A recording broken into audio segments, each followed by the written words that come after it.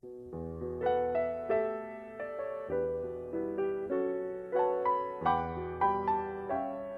to all change their flavors. What I'm trying to do tonight is really take you through the process and give you an idea of how complex this really is, because it's very complex in terms of production. When these are artisan products that are produced, and the work and effort that goes in to make them is dramatic. So now we go to the stills. We have to distill the beer, and what's basically going to happen, you're going to pump the beer in this first still, which is the low wine still, or the wash still. First still that you see here, you're going to pump that beer and you can put a heat source underneath. It starts to boil. Alcohol boils at a lower temperature. The water turns into steam, then comes off that condenser coil off of here. Well, in the first pass, we're not quite finished because we have an alcoholic beverage of about 15 to 20, 25%. So what's going to happen, we're going to have to finish it in that tiny little still there in the back. That's the spirit still. That's the finishing still. And I'm going to show you a closer shot of this because here again is where the shape and size of the still will give you the viscosity of your single malts. Now, I'm showing you this. You see that globe? That's called a refractor ball.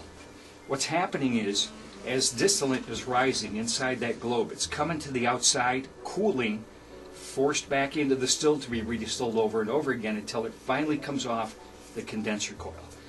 That refraction is going to give you a heavier, oilier, creamier style single malt. Now, this particular still that you see here is about 250 liters. It's pretty small. In fact, one of the smallest in Scotland. Anybody know what it is? Edward Hour. Oh. This is Ed. Yeah, they do. That's why they get the creamy malt. Yeah. This happens to be Edward Hour.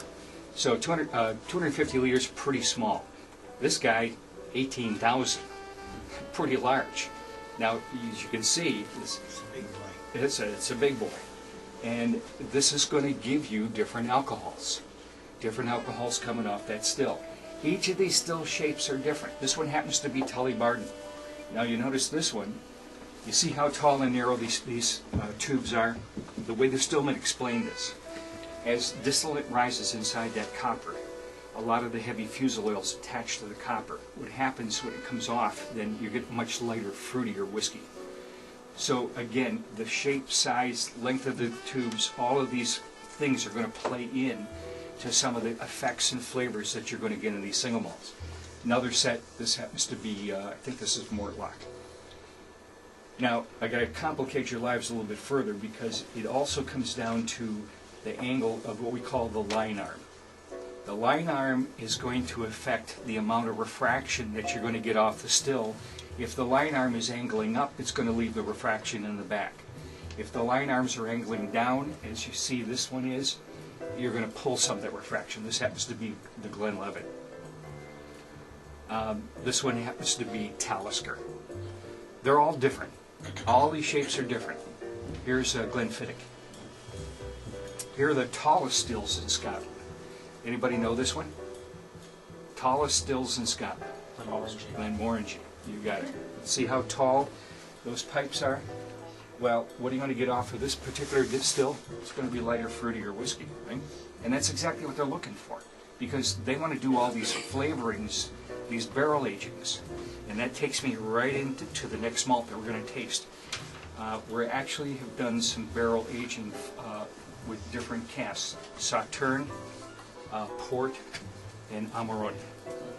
And these different elements are going to give you different flavors. You tasted the first two, and you saw how light and creamy component was.